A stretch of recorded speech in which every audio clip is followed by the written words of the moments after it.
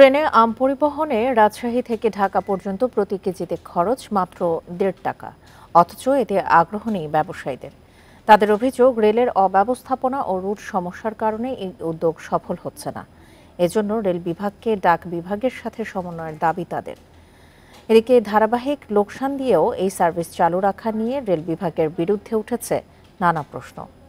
এখন জন্ম সনদ দিয়ে খোলো বিকাশ স্টুডেন্ট অ্যাকাউন্ট, নিজের বিকাশ নিজে কর।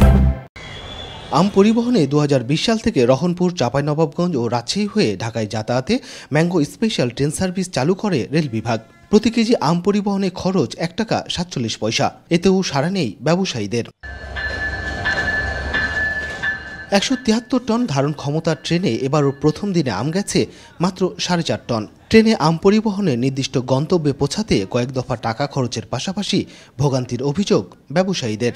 ট্রেনে পাঠালে হয় তাকে কমলাপুর অথবা বিমানবন্দর স্টেশন থেকে নিতে হয়। সেই ক্ষেত্রে তাদের কোনো ফিডব্যাক নাই যে কাস্টমারটাকে পাঠালাম তাকে যে তারা রিং দিবে বা SMS করবে, এ ধরনের কোনো দায়িত্ব তাদের নাই।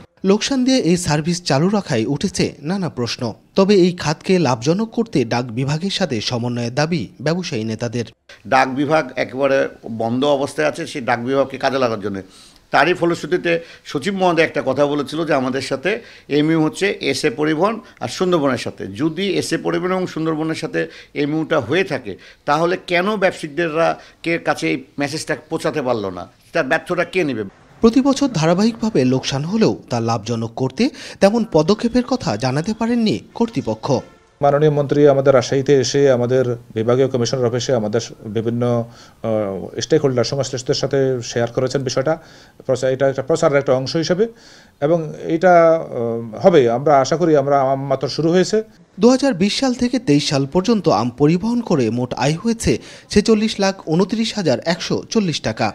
এর বিপরীতে ১,৪৭,২২,০০০ টাকা লোকসান গুনতে হয়েছে রেল বিভাগকে। Mustafizur Rahman, independent news, Rajshahi.